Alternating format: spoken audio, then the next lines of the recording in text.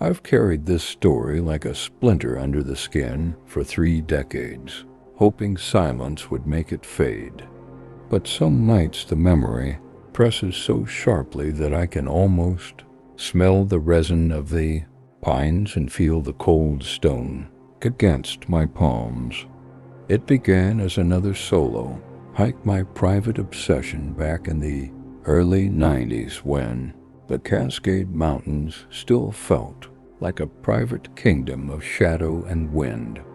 I'd been chasing the kind of solitude most people run from, the kind that swallows your cell signal and leaves only the sound of your heartbeat.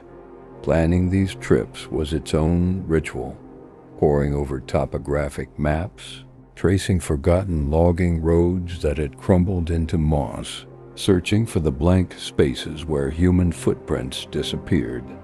3 days in, everything was perfect. The air tasted like wet stone and pine needles, and the streams carried a low silver gleam under the late summer sun. Each night I camped where no fire ring or boot print betrayed another soul. It was the kind of stillness I lived for, the kind that felt earned. I woke before dawn on the 3rd morning, my breath curling like pale smoke, and started up a slope of broken granite toward a narrow ridge I'd marked on the map. The climb was steep, but steady until a slab that looked solid tipped under my weight like a hidden trapdoor. My left foot skated sideways. Gravity yanked me backward before my brain caught up. I remember the flash of sky, the snap of dry brush, the metallic clang of trekking pole against rock, and then a jolt so hard it felt like the mountain itself punched me. Pain bloomed in my knee with a sound I can still hear, a wet pop, like someone twisting a branch until it snaps. When I tried to stand, the joint folded uselessly, a hinge unpinned. I sat against a boulder, lungs burning. As the realization took root, I was at least 4 miles from the trailhead, far from any marked path. Even crawling back before nightfall was a fantasy. I shouted until my throat scraped raw, my voice ricocheting off the trees and dying in the endless green. No echo of reply. The day thinned into an iron-gray dusk, and the cold came down like a tide. I wedged myself into my sleeping bag, but still felt the chill climb my spine, a patient animal. Hours passed.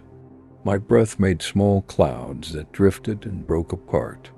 Just after midnight, the forest shifted. First came the smell, an earthy musk laced with something metallic, like wet iron, then the sound, slow, deliberate steps crunching through the underbrush, heavier than any deer. I gripped my flashlight with hands that trembled more from fear than cold. Branches cracked in a measured rhythm, then stopped. The silence that followed was not empty. It felt sculpted, as if the entire forest were listening. I swept the beam across the trees. 2 points of yellow light glowed back at me, far too high to belong to a bare 8 feet, maybe more, above the ground. They didn't blink. They didn't waver. They only watched. My thoughts scrambled for explanations, owl eyes catching the light, a trick of angle, but something in my gut knew those reflections were not passive. They were measuring me. The figure stepped forward with the certainty of a predator that owns the night. Massive shoulders, fur dark as wet bark, arms so long the fingertips nearly brushed the ferns. The chest was barrel-wide, the head slightly tilted as if curious. My mind refused the obvious even as my body froze.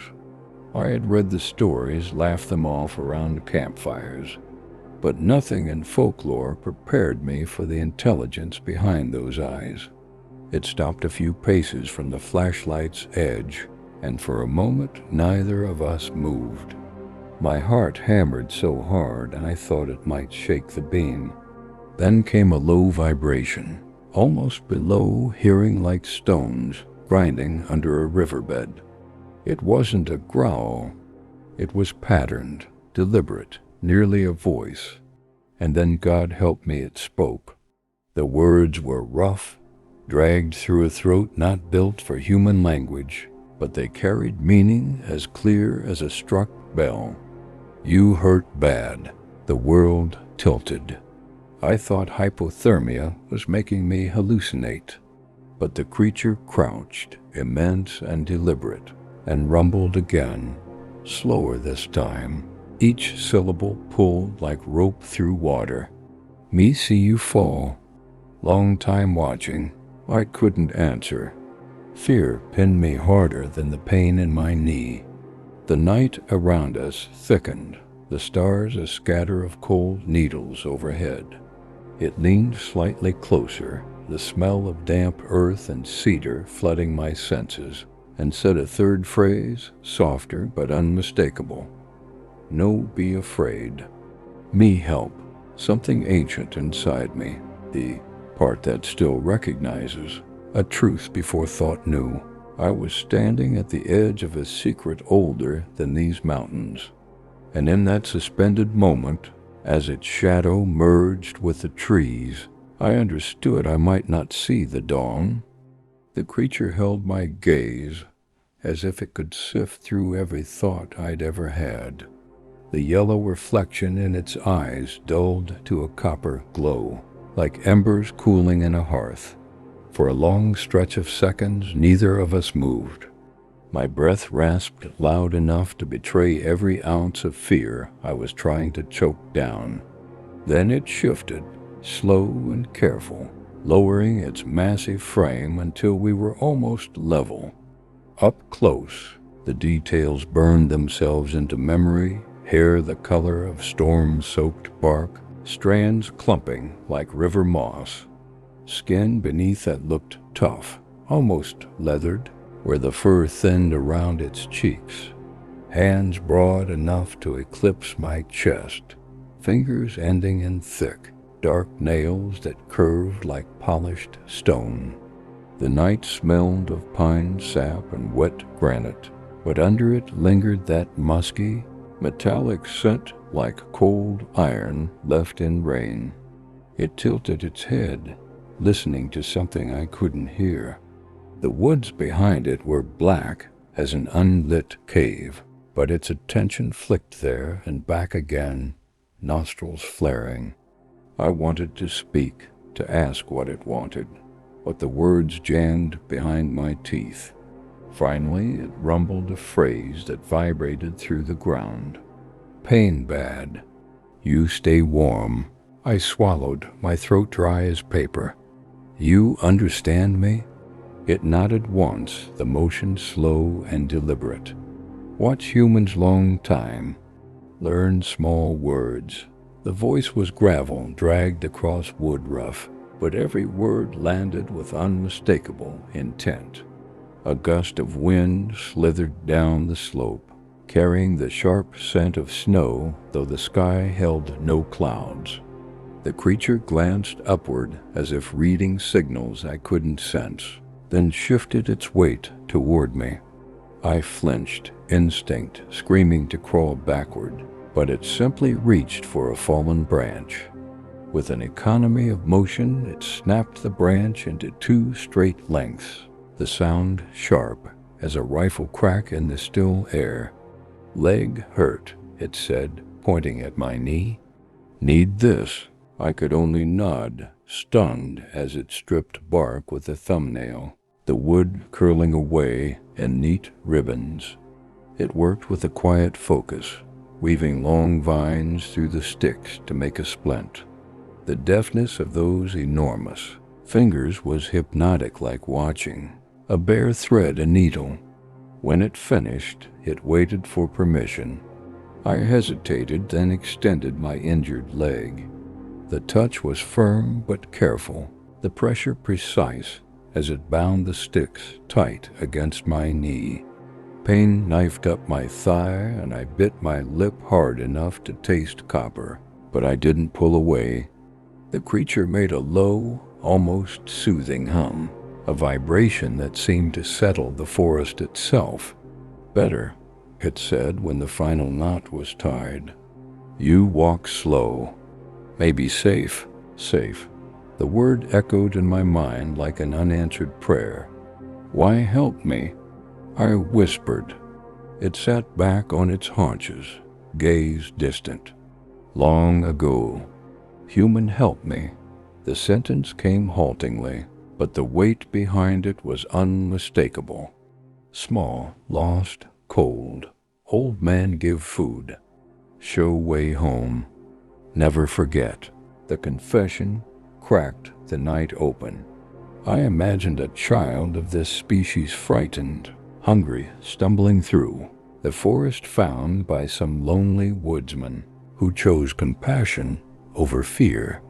That one act had echoed across species and decades to this moment. A branch snapped somewhere uphill. The creature stiffened, eyes narrowing to molten slits. Another sound followed, a hollow knock, like wood on wood, then a second knock in reply. My skin prickled. "They come," it said, voice suddenly tight. "Smell blood." Who? The question barely escaped my lips. Others, young, angry, not like me. Its chest expanded with a deep breath that rattled the air. "8 humans, hunt." The knocks came again, closer now, followed by a low moan that didn't belong to any animal I knew. The creature's eyes swept the darkness, calculating. "Need move, now." I tested the splint. It held, but every shift of weight sent pain flashing white across my vision. The creature watched me wobble, then stepped behind and slid one colossal arm under mine, supporting me with effortless strength. The contact was startlingly warm, like leaning against a sun-heated boulder. We moved through the forest in silence broken only by the faint hiss of wind through needles. Every few steps it paused, head cocked, listening. Once it uttered a sound like a single drumbeat, and the woods ahead fell unnaturally quiet, as though every bird and insect obeyed its command. After what felt like an hour of limping through shadow, it guided me into a narrow ravine carpeted with ferns. The air there was cool and damp, rich with the scent of riverstone. It crouched beside me, scanning the ridgeline. Above us, the forest murmured with distant movement, soft at first, then sharp cracks of branches like bones breaking underfoot. "They close," it said. "I stay little, then go. You'll leave me?" The fear in my own voice startled me. "Must. They see me help. They kill both." It studied my face, those copper eyes reflecting a faint shimmer of starlight. "But you strong. Make it down." I wanted to protest, to beg it not to vanish back into legend, but another knocked 3 quick raps, answered by 2 cut through the night. The creature rose to its full height, an outline darker than the dark around it. For an instant it looked almost regal, a sentinel carved from living wood. It placed a massive hand lightly on my shoulder. "Remember," it said, voice low as distant thunder. "Some humans good, some bad. Same us. Tell them." Then it slipped away with a speed and silence that made the world feel suddenly hollow. One moment its warmth anchored me. The next there was only the smell of crushed ferns and the soft hiss of unseen water. Above the ravine, the knocking stopped. Silence thickened until I could hear my pulse pounding like a drum in a cavern. Somewhere beyond the ridge, a new sound began, a long, rising howl that bent the night into something wild and ancient. The warning it left me with throbbed in my skull as I gripped the makeshift crutch and faced the black maze of trees ahead. The howl unraveled through the forest like a rip in the sky, long and metallic, not wolf, not coyote, something stranger that made the air feel thin.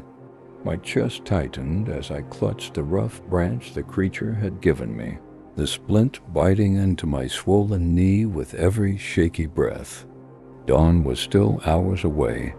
The stars above the tree line looked sharp enough to cut skin, and the moon was a thin white scar over the ridge. I started moving, each step a careful negotiation with pain. The ground was a patchwork of slick moss and jagged stone, and every shadow felt alive. Somewhere behind me came a distant crack, then another heavy weight snapping branches, pacing me. I froze. The forest exhaled a gust of resin and frost. Silence, then the faint scrape of something dragging across bark. Whoever or whatever trailed me wanted me to know it was there. I forced myself onward.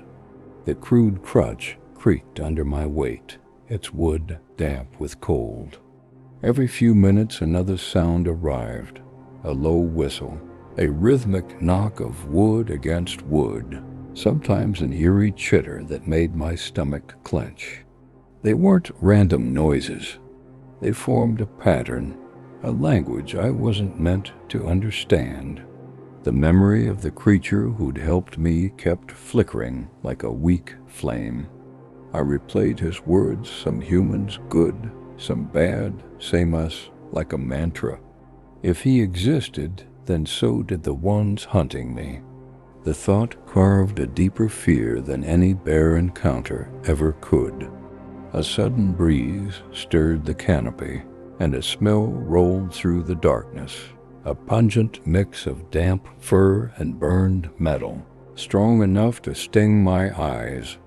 I pulled the collar of my jacket over my nose, heart pounding. The scent was close, almost intimate, as if the forest itself was breathing on my neck. I limped across a shallow creek, the water shock cold around my boot, and climbed a slope slick with pine needles. Halfway up, a heavy thud sounded below, followed by a guttural bark that rattled the hillside. Another answered from the opposite side, then a third, each call deeper and more deliberate, triangulating me. Panic sharpened every sense. The night didn't just feel dark. It felt watchful, layered with eyes I couldn't see. I quickened my pace despite the stabbing pain, breath steaming in frantic bursts. Behind me came the unmistakable rhythm of pursuit. 2, 3 strides, a pause, then 2 more. Something massive and clever was tracking every faltering step. I reached a narrow ridge and paused to catch my breath. Through the trees below, a faint glimmer of water reflected the moonlight, a river, or maybe a wide stream. My truck lay miles beyond it, but that water might lead me closer to a trail. I started down, every descent a battle with gravity and pain. Halfway down, the forest erupted. A chorus of howls and sharp knocking echoed from all directions, so loud the hillside trembled. I stumbled, nearly losing my balance, and caught myself against a cedar trunk slick with dew. From the shadows to my left came a shape huge, upright, moving with uncanny speed between the trees. For a heartbeat, I saw its outline. Broad shoulders, long arms swinging low, eyes glinting like shards of amber before it vanished behind a boulder. Another shape crossed the trail ahead, silent as smoke. Then another behind me, a blur that stirred the ferns without breaking a single twig. They were circling. I tightened my grip on the crutch, though I knew it was no weapon. The instinct to fight flickered, but reality crushed it, There was no fighting these things. I forced myself forward, each step deliberate, every nerve screaming. The forest sounds shifted. The howls grew softer, more deliberate, weaving into a rhythm like a slow drumbeat. It wasn't chaos. It was communication. I could almost feel the vibrations in the soil. They were speaking to one another, and I was the subject of the conversation. Then, cutting through that grim chorus, a single low hum reached me. Different, familiar. I stopped, straining to hear. The hum grew steadier, resonant like a bass note struck on some hidden instrument. It came from uphill, the direction my companion had vanished. A branch snapped above. I turned just in time to see a massive silhouette drop soundlessly from a ledge and land 10 feet away. Moonlight caught the curve of its shoulder, and my chest flooded with a fragile hope. It was him. He stepped forward, his eyes catching what little light remained. "Come," he rumbled, voice urgent but controlled. Fast. Relief almost knocked me over. He reached out, supporting me with a strength that felt like the mountain itself. We moved quickly, his strides long and sure, mine an awkward stumble. Behind us, the howls sharpened into angry barks. "They close," he said without looking back. "Brothers angry. Must hide." We cut through a thicket where the ferns rose to my shoulders, their fronds damp and cold. He guided me into a hollow beneath an uprooted cedar, the roots forming a dark lattice overhead. The air smelled of wet earth and cedar sap. He crouched beside me, massive frame barely fitting, and placed one huge finger against his lips, a universal plea for silence. The forest outside pulsed with movement. Footsteps heavy as falling stones passed so close I felt them through the ground. Branches creaked under impossible weight. I held my breath until my vision blurred. Through the gaps in the roots I saw them 3, maybe 4 shapes gliding through the trees. They were taller than my companion, their fur darker, their movements sharper, predatory. Eyes burned like coals in the starlight. One stopped directly in front of our hiding place, nostrils flaring. Its head turned slowly, scanning. I could see the rough line of its jaw, the faint steam of its breath in the cold air. My companion tensed, every muscle drawn tight, ready to spring. A low rumble built in his chest, a warning or a challenge I couldn't tell. The other creature cocked its head, then released a sound that made the earth vibrate. A short, violent bark that snapped the night in half. Another answered from the trees beyond.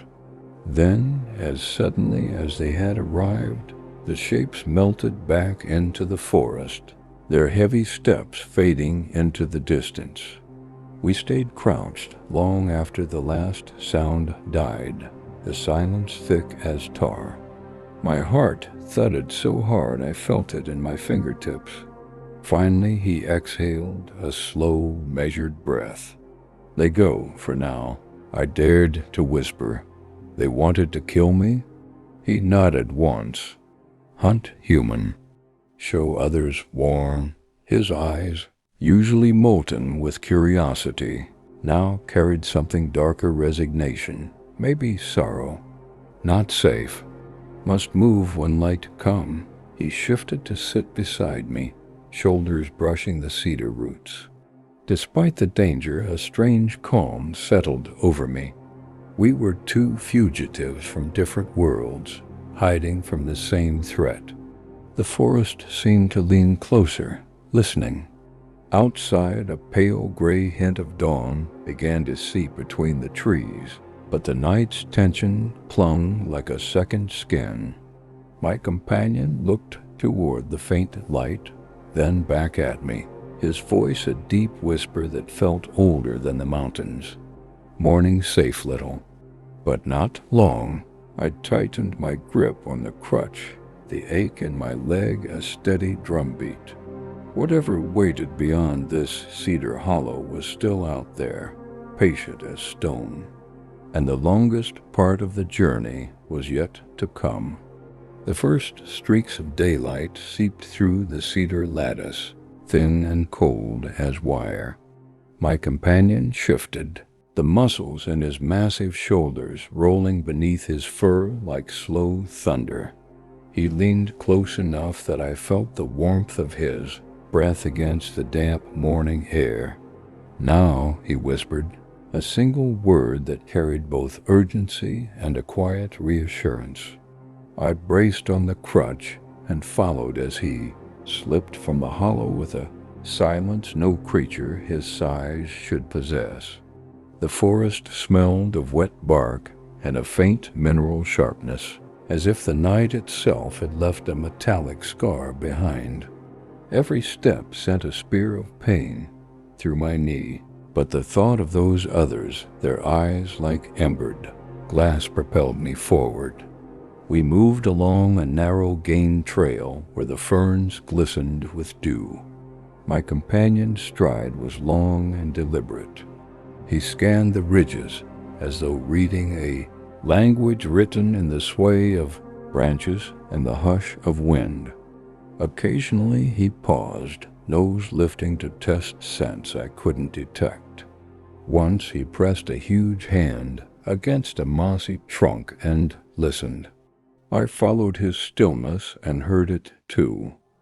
A faint echo deep inside the wood, as if the tree itself hummed with distant movement.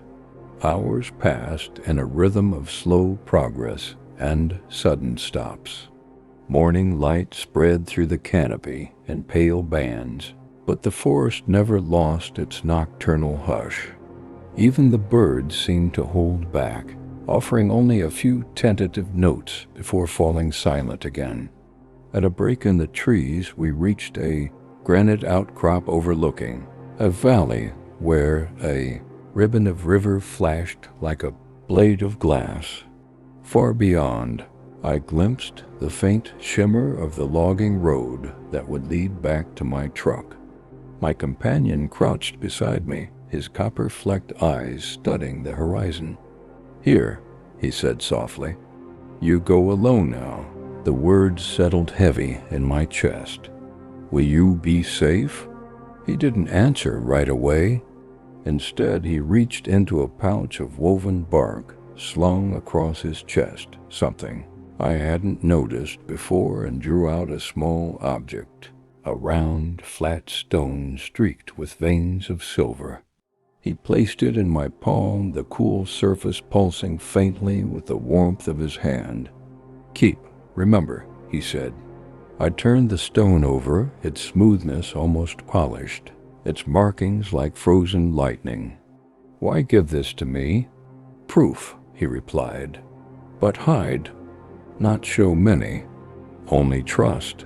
We stood together in silence, the forest breathing around us. He looked toward the shadowed peaks and then back at me. "Tell some humans," he said finally, voice low and deliberate. "Not all. Some ready, some never." A distant knock echoed from the far side of the valley, 3 sharp raps, followed by a hollow answer. He flinched, a quick tightening of jaw and shoulders. "They call," he said. "I stay, you go." I wanted to ask 100 questions about his people, their history, the rift between those who hid and those who hunted, but the urgency in his stance silenced me. Instead, I managed a quiet, "Thank you," his eyes soft. "Old man, help me." "I help you, balance." Then he turned and melted into the trees with a grace that seemed to bend the forest around him. One heartbeat he was there, massive and solid. The next he was nothing but the faint tremor of branches and a whisper of pine-scented air. I stood for a long moment, the stone clutched in my fist, before beginning the slow descent. The splint held as I followed the river's curve, each step a careful negotiation with pain and memory. The morning brightened, but the silence remained uncanny, as if the forest were still watching. Hours later, when the first rasp of tires on gravel reached my ears, relief flooded through me so sharply I nearly wept. My truck waited like an artifact from another life. I collapsed inside, the scent of sun-warmed metal oddly foreign after the night I'd lived. At the hospital, I gave the simplest explanation: a fall, a bad knee, a long crawl back. No one questioned the story, yet for weeks after, the stone never left my pocket. At night, I'd trace its silver veins with my thumb, remembering the rumble of his voice and the way the forest had seemed to bow around his presence. Years passed. I tried to convince myself the encounter was a fever dream carved by pain and cold. But every time I hold that stone, the memory sharpens. The smell of rain-dark earth, the copper glow of those eyes, the way he said some humans good, some bad, same us. Now, as reports of strange sightings multiply and hikers vanish from deep wilderness, I understand the warning he left unsaid. Our worlds are colliding, no matter how fiercely his people hide. Some of them will choose contact. Others will choose war. I think of his final look, half sorrow, half resolve, and wonder which choice will reach us first.